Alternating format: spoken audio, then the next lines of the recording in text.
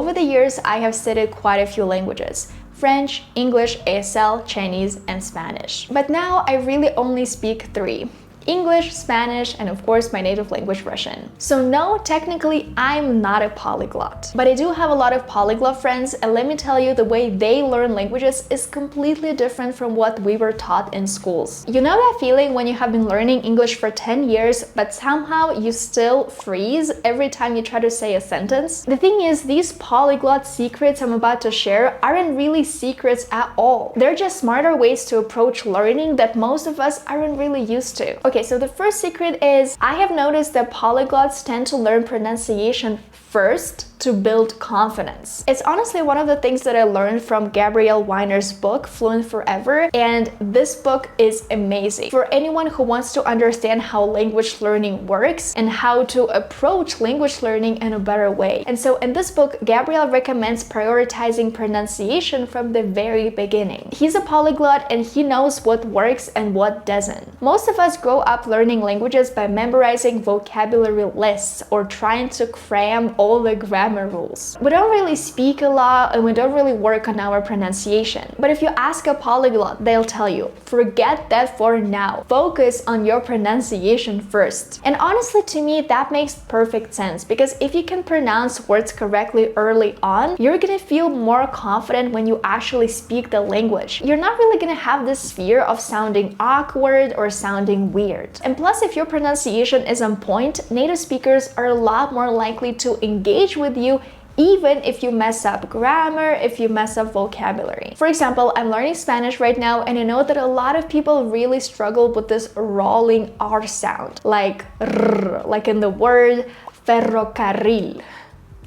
And I know a lot of language learners just avoid it. They choose not to practice this sound. But what a polyglot would do, they would actually practice this sound constantly, all the time, until something clicks and suddenly they can roll their R's. Because when you focus on sounds, that really builds your confidence and makes you keep going, keep improving. And it just so happened that I read Gabrielle's book when I just started learning Spanish. And so his advice on focusing on pronunciation first helped me so much, helped me with my pronunciation in Spanish, with all the different sounds, understanding and mastering them. I was practicing all the words out loud, even though my vocabulary was tiny at the very beginning. And it honestly gave me so much more confidence to start speaking sooner, instead of just waiting for the moment when I felt ready. Because again, the goal of language learning isn't perfection. It's getting comfortable with the way the language feels and sounds when you personally use it. The second thing that my polyglot friends often tell me is that they focus on comprehension over grammar rules. Again, in schools, we're used to learning grammar,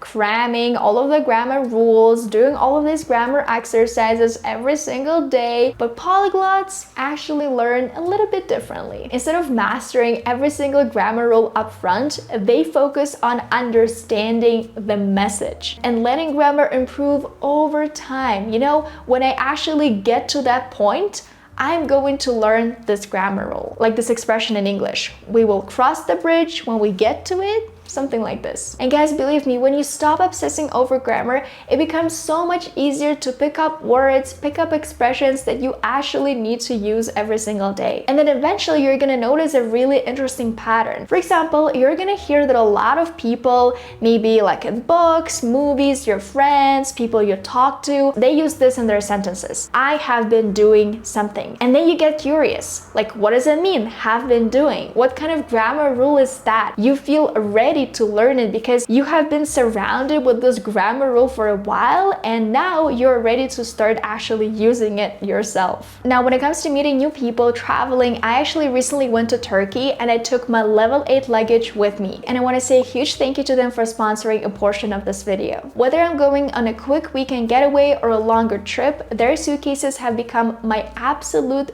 favorite travel companions. So this is their luminous texture 2-piece set. And just look at how sleek sleek and sophisticated their suitcases are. And they're also so great to use and so functional. Their 360-degree spinner wheels make it so easy to glide through busy airports. And the handles are designed for comfort, even if your luggage is packed with clothes and gifts for your loved ones. When we open the suitcase, everything has its place. It's easy to pack and easy to find your stuff. And I really love how level 8 combines style with smart design. Exactly what you need when you want your travel experience to be as smooth and stress-free as possible. So if you're ready to travel with comfort, definitely check out level 8. I've linked my suitcases in the description down below. Right now they're doing their Black Friday sale and you can get 20% off store-wide automatically at checkout. No code needed until December 4th. If you're watching this video after December 4th, you can use my personal code to get 10% off, or just click the link in my description. The next polyglot secret is a really interesting one. It's all about focusing on high frequency words at the very beginning. It's something that I learned from Gabrielle's book. A lot of my polyglot friends will tell me the exact same thing. The first thing they do is they try to memorize the most common 500 words in this language, and then they move on and do something else. The reason why they try to master high frequency words first is because those words usually cover 80 to 90% of everyday conversations, and usually that's their goal. They want to speak the language in their everyday life. And then after they master all of these high frequency words, they focus on building their own vocabulary, like the things that they do in their everyday lives, their hobbies, their job, I know, their pet, like stuff like that. Things that they need to use in their everyday lives. Because for a polyglot, language is a tool. It's a tool to communicate their thoughts, their experiences. They want to meet new people. They really want to become conversational as fast as possible. They don't just learn words. They put them to action as early as possible. Okay, now let's talk about the next sneaky secrets of polyglots, and that is they create opportunities for conversations early, even if it means starting with just a few phrases. A lot of my friends shared this philosophy with me. You don't learn to speak by learning. You learn to speak by speaking. And honestly, when I think about it, it makes a lot of sense, because I understand that even a small conversation is a great opportunity for me to improve my speaking skills, to practice talking to a real person. I think this principle of speaking early on is really connected to treating a language as a tool. I want to use it to communicate with other people. And so if that's the goal, I have to start speaking. I can't just sit, read my textbook, and wait for months and months and months. I'm gonna learn to speak. I'm gonna build this confidence a lot faster if I start speaking right now, because honestly, I will never be ready if I just wait until I'm ready. There will always be excuses. I will always feel anxious, stressed, maybe a little bit embarrassed, because it's not my native language, and that's absolutely okay. So learning how to deal with all of these emotions, I think, is more important than waiting and waiting and waiting, and starting with something easy, you know, super easy conversations. It doesn't have to be a super stressful situation. I think you actually have to help yourself. If you know that speaking this language is really stressful for you, create an environment for yourself where you feel less stressed instead of more stressed and anxious. But I know that we just talked about speaking early on. However, I also know polyglots who try to leverage the silent period instead. They don't actually rush to speak early on, you know, from the first lesson, from the first day. They actually wait. And I think that also shows that polyglots are humans and we're all different. You know, for some people, this approach works better. For other people, this other approach might work better. So the silent period is basically a phase of passive learning and observing. You're focusing a lot on the input of learning the new information, of putting all of this new information in your brain, instead of producing information, instead of focusing on the output. And the thinking behind this approach is that you first need to get comfortable with the sound, the rhythm, the intonation of the language before you push yourself to speak this language. It's like, you know, first you're focusing on tuning your brain to the music of this language before actually producing this music, writing this music yourself. I think this technique, the technique of the silent period, is really connected to how babies learn the language. So it focuses more on, look, Let's observe the babies, see how they're learning the language, and let's copy them. Because at the beginning, babies don't really talk, right? They observe, they're in the environment. It takes months for them to actually start producing sounds. And so that's why some polyglots prefer to actually immerse themselves in the environment, in the sound, and not really rush when it comes to speaking. You know, I'm learning the language, I'm in the environment, I'm listening a lot, I'm reading a lot, and I know that sooner or later I'm gonna start speaking. But actually, when I start speaking, I know that my pronunciation is gonna be really good because I have spent a lot of time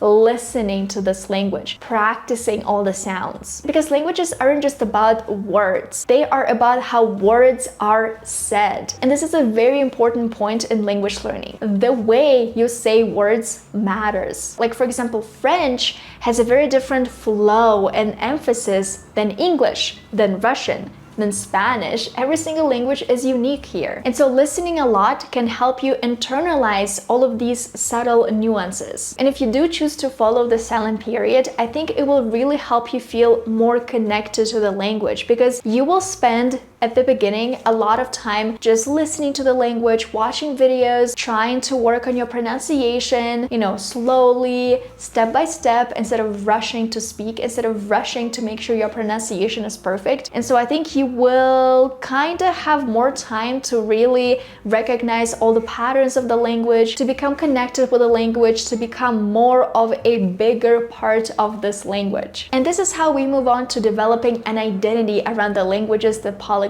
are learning. We all know that culture is a huge part of the language. And when a language becomes a part of who you are, like your routine, your interests, I don't know, your friends, you are way more likely to stick with it, to actually continue learning this language. No, for them, it becomes a part of their identity. It's not just a task, a thing they have to do. They switch their phones to this language, they start celebrating cultural holidays, they start watching all of those videos on YouTube about the culture of the specific country. They meet people who speak this language who become their friends. And so all of this creates a very complicated, very interesting world that is not just about completing a university task because you're learning this language at university. It becomes who they are, a part of their identity. So I think it's going to be it for this video. If you liked it, please don't forget to give it a thumbs up and subscribe to my YouTube channel. If you're thinking of getting a new suitcase, I highly recommend Level 8. You can check them out by clicking my link in the description. If you want to continue the topic of secret things, I highly recommend checking out this video right here, where I share 9 secret resources to learn English as an adult. Just click right here and keep on watching.